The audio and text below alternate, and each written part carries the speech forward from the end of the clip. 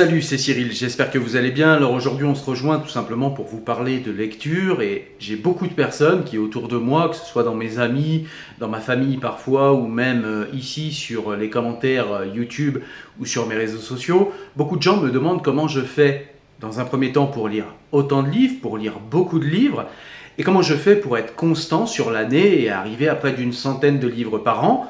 Et deuxième question, comment je fais tout simplement pour me souvenir de ce que j'ai lu et pour vous restituer en vidéo ou parfois pour restituer à mes amis ce que j'ai compris de tel ou tel livre, que ce soit un roman, donc du coup le résumé de l'histoire, les points importants du livre ou que ce soit un essai et dans ce cas-là les idées forces du livre et les idées qui ont pour moi été les plus intéressantes. Alors c'est ce que je me propose de vous expliquer dans cette vidéo et d'essayer de vous donner à voir mon quotidien de lecteur pour essayer de vous faire comprendre comment je retire des choses intéressantes de la lecture, comment tous ces livres que je lis ne s'évanouissent pas dans la nature sans qu'il n'en reste plus rien en moi et comment je fais pour me rappeler de tous les livres que j'ai lus, en tout cas des idées forces de chacun des livres que j'ai lus. Alors le premier point, comment je fais pour lire autant de livres ? C'est assez simple, c'est tout simplement que j'ai ancré le livre dans mon quotidien. D'abord, au tout début, quand j'ai commencé la lecture, alors j'ai commencé très tôt, mais quand j'ai commencé la lecture, j'ai commencé par lire quelques pages par jour. Au départ, c'était surtout des magazines, alors des livres d'enfants, quand j'étais plus jeune, quelques encyclopédies du style Tout l'univers, que je lisais chaque soir quand je rentrais de l'école. Et puis ensuite, on est passé à des bouquins un petit peu plus intéressants. Et puis ensuite, aux alentours de l'adolescence, il y a eu une petite coupure. J'ai arrêté un petit peu de lire parce qu'à l'adolescence, on a 1000 choses à faire. Et puis ensuite, dans ma vie de jeune adulte, j'avais plus trop le temps de lire des livres. En tout cas, je prenais pas le temps en réalité. Je pensais ne pas avoir de temps pour lire. Mais c'est surtout que je prenais pas de temps en fait pour lire les livres, pas suffisamment de temps. Et du coup, je lisais quelques magazines. Et en fait, j'ai commencé tout simplement, comme je le conseille très souvent, de commencer par ancrer le livre dans son quotidien. Pourquoi ? Pourquoi et comment ? Pourquoi ? Tout simplement parce que vous avez des gens qui ne lisent absolument jamais et qui un jour vont être très intéressés par un sujet et qui vont lire un livre de 200 ou 300 pages comme ça d'un coup. Ils vont se forcer. Et du coup, forcément, comme l'effort est très important et qu'il est très inhabituel pour eux, ils vont garder un mauvais souvenir en fait de ces 300 pages lues sur 2 ou 3 jours parce que ils ne sont pas habitués, que ça leur a pris beaucoup de temps, beaucoup d'efforts, ils y ont mis vraiment beaucoup de force et du coup, ils vont garder en mémoire que lire c'est très lourd, c'est très dur, ça prend beaucoup de temps, etc. Et en fait, ce que je conseille moi, c'est plutôt d'ancrer la lecture dans le quotidien. D'une, parce que vous allez garder un bon souvenir de vos lectures et du coup, quand on garde un bon souvenir de quelque chose, on a envie d'y retourner. Et aussi parce que du coup, vous ne vous arrêterez pas à la lecture d'un seul livre, vous allez véritablement avoir l'habitude de lire tous les jours et c'est quelque chose qui va devenir pour vous quelque chose d'automatique, quelque chose qui vous fait plaisir, un petit moment à vous, vous allez vous détendre. Donc ce que je conseille, c'est de commencer des livres par 2 ou 3 pages par jour, jusqu'à monter à 10 pages, 15 pages, et puis selon les livres, à l'envie, vous vous laissez aller. Si vous vous dites, tiens, aujourd'hui je lis 10 pages, puis vous vous rendez compte qu'au bout de 10 pages, finalement, vous avez envie, mais il faut vraiment que ça parte de l'envie, vous avez envie de continuer, continuez. Mais il faut que vous encriez dans votre quotidien au moins quelques pages, un nombre de pages que vous aurez décidé préalablement et que vous vous teniez à cela. Et ça vous permet comme ça de lire des livres et parfois en 1 semaine, 2 semaines, 3 semaines selon le livre. Mais en tout cas, vous avancez en fait dans le livre et du coup, vous gagnez en connaissance et vous gagnez en savoir tout en faisant très peu d'efforts au quotidien. Et au final, vous le verrez, c'est comme le footing. Au départ, quand on commence, c'est un effort et très vite, ça devient quelque chose d'agréable qui devient indispensable. Et ensuite, on me demande très souvent comment je fais pour restituer ce que je comprends de chacun des livres que je lis et comment je fais pour essayer de comprendre les livres, les propos que je lis et les idées forces. Tout simplement, ce que je fais, c'est que je prends énormément de notes. Il y a je ne sais plus quel philosophe ou auteur qui dit en fait on ne lit pas si on ne lit pas avec un stylo. Et j'aime bien cette phrase parce que effectivement, surtout quand vous lisez des essais, mais c'est valable aussi pour les romans, vous ne lisez pas vraiment si vous ne prenez pas de notes en fait. Parce que prendre des notes, eh bien, c'est tout simplement noter les citations qui vous ont plu, noter les nouveaux concepts que vous avez découverts, noter un passage que vous avez trouvé intéressant parce qu'il dégage une poésie ou une émotion particulière, noter un passage parce que eh bien, finalement ce passage vous parle particulièrement, il parle à votre histoire de vie, il parle à votre personnalité, etc. Et en fait, avoir des notes vous permet en fin de lecture de relire toutes ces notes et d'avoir une espèce de vision générale et globale du livre et de ce que vous avez lu. Et ça, je trouve que c'est vraiment très important et très intéressant. Puis en plus, si vous gardez les notes, vous n'êtes pas obligé, mais si vous gardez les notes sur le long terme, eh bien, c'est des notes que vous pourrez revisiter plus tard, redécouvrir des concepts que peut-être vous aurez oubliés, redécouvrir des moments ou des passages d'un livre ou des citations qui vous ont énormément plu. Et ce qu'il y a d'intéressant, ça paraît rien, ça paraît une tautologie de le dire, mais ces notes vous plairont parce que ces notes seront personnalisées, c'est-à-dire que vous allez noter dessus ce qui vous a véritablement touché dans chacun des livres que vous lirez. Et en cela, c'est vraiment un trésor que de prendre des notes quand on lit. Ensuite, ce que je voulais dire également, c'est que quand on me dit que je lis beaucoup, c'est aussi parce que eh bien, j'utilise beaucoup de temps à la lecture. C'est-à-dire qu'on a tous, en fin de journée, quand on est fatigué, quand on est un peu crevé, on a tous tendance à avoir des loisirs passifs, des loisirs qui sont voilà, des loisirs où on va se vautrer sur le canapé, regarder la télé parce qu'on est crevé, parce qu'on a un boulot épuisant, que ce soit physiquement ou mentalement. Et du coup, eh bien, on va avoir comme ça des plaisirs passifs où la télé va nous chier dans la tête. En plus, parfois, si on est vraiment crevé, on va mettre des émissions vraiment débiles, que ce soit la télé, YouTube, TikTok, etc. C'est vraiment quelque chose de... Voilà, de très prenant et de très mauvais pour soi que de s'adonner à ces divertissements-là. Et en fait, au lieu de ça, eh bien, je préfère, moi, peut-être, aller vers le livre. Dès que j'ai 5 minutes, par exemple, quand je suis au travail et que je mange au travail, eh bien, pendant que je mange, je vais lire un livre. Je vais lire un livre lors de ma pause aussi également au travail. Je vais lire un livre si je suis dans la salle d'attente au lieu de sortir le smartphone. Je vais lire un livre quand je marche, ce sera peut-être un livre audio. Bref. En fait, il y a toujours des moyens et des moments pour s'instruire.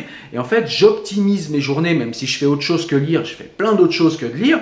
Mais j'optimise ces petits moments en fait à vide de ma journée, tout en conservant quand même des petits moments à ne rien faire et à ne véritablement rien faire, parce que c'est important aussi que le cerveau eh bien, puisse se détendre et puisse s'ennuyer. C'est bon pour sa créativité et c'est bon pour la détente. Mais vraiment, beaucoup de moments dans la journée, des petits moments comme ça à vide, eh bien, je mets un petit peu de lecture dedans.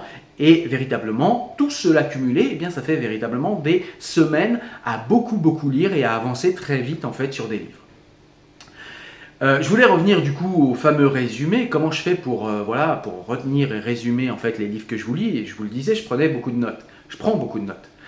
Alors, si je lis en numérique, eh bien, je vais prendre beaucoup de notes en numérique très souvent. Si je lis par exemple une belle édition comme les Pléiades qui est ici, vous doutez bien que je ne vais pas écrire sur les Pléiades, hein. Je vais écrire sur un papier ou je vais écrire en numérique. Mais sinon, si j'ai un livre, un petit livre de poche que j'ai acheté ou un livre, un livre normal, eh bien, je vais avoir tendance à beaucoup, avec un crayon de papier, je vais encadrer les citations que j'aime bien, je vais annoter les pages où j'ai envie de revenir plus tard, ou des concepts que j'ai envie d'approfondir, ou bien des passages qui m'ont plu, des passages qui m'ont particulièrement parlé, ou bien une idée de vidéo, ou bien des choses comme ça. Eh bien, je vais le noter tout au long du livre, et comme ça, quand je vais revenir vers la bibliothèque, que je vais reprendre le livre, eh bien, je vais reprendre toutes mes notes. Et du coup, eh bien, ça va réactiver ma mémoire. Voilà, avec des mémotechniques, en fait, eh bien, je vais pouvoir redécouvrir ce que j'avais pensé lors de la lecture de tel ou tel livre, et ça permet de me remettre en mémoire très rapidement les livres. Et puis, le fait de lire, tout simplement, ça fait travailler la mémoire.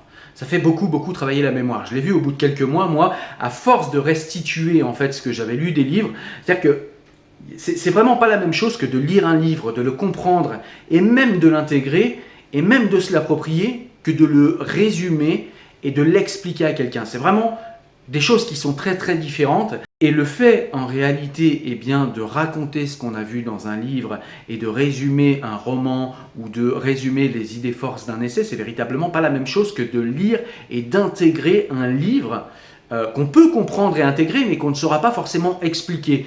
L'acte d'expliquer est véritablement bon pour votre mémoire et c'est bon pour votre compréhension véritable d'un livre. Parce que si vous arrivez à expliquer ce que vous avez compris d'un livre, eh bien vous arriverez forcément à le comprendre mieux vous-même.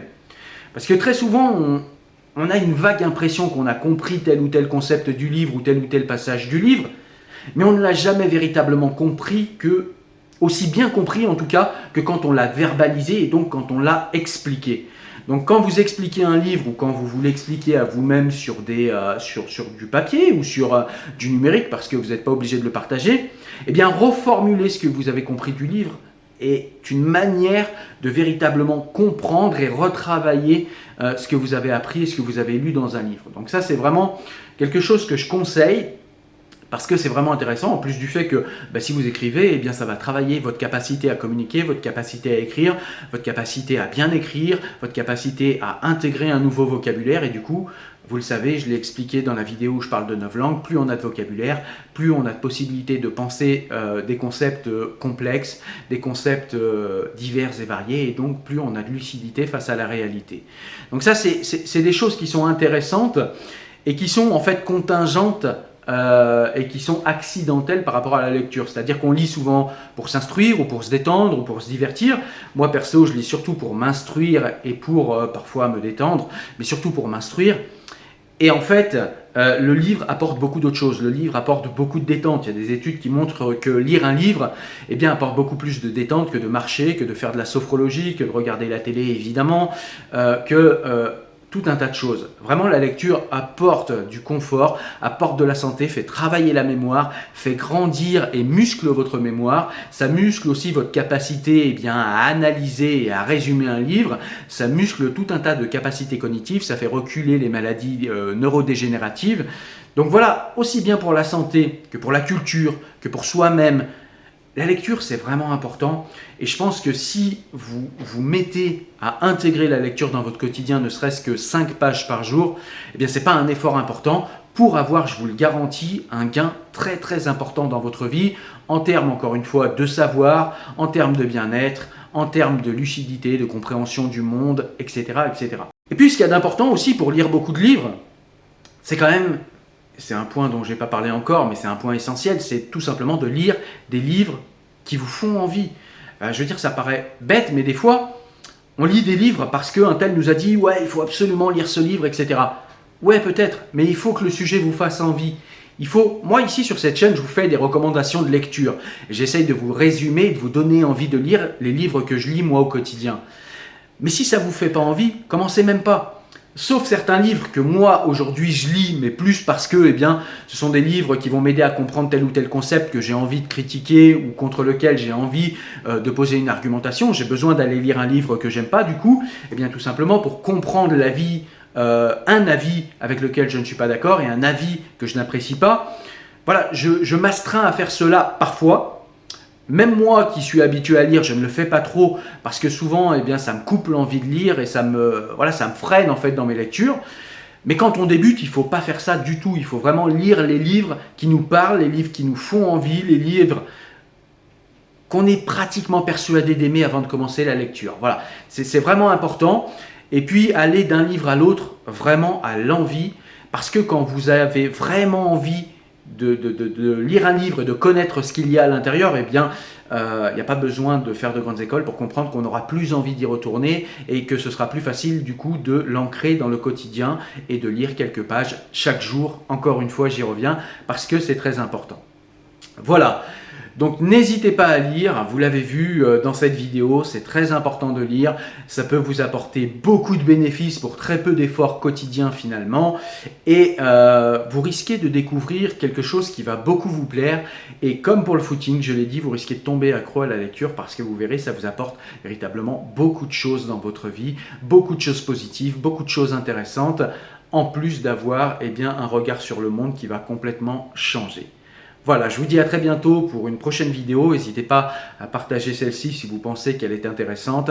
N'hésitez pas également à participer financièrement si vous souhaitez participer au projet justement de faire découvrir des livres à beaucoup de gens, des livres intéressants selon moi, des livres engagés parce que sur cette chaîne on ne lit pas des livres juste pour se divertir. Il y a véritablement un engagement derrière les livres que je vous présente. Ça, c'est une autre parcelle de ce que je fais ici et qui n'a pas forcément à voir avec l'envie de lire. Mais en tout cas, eh bien, n'hésitez pas à participer si vous trouvez que le travail que je fais est intéressant et important. Prenez soin de vous, à très vite. Au revoir.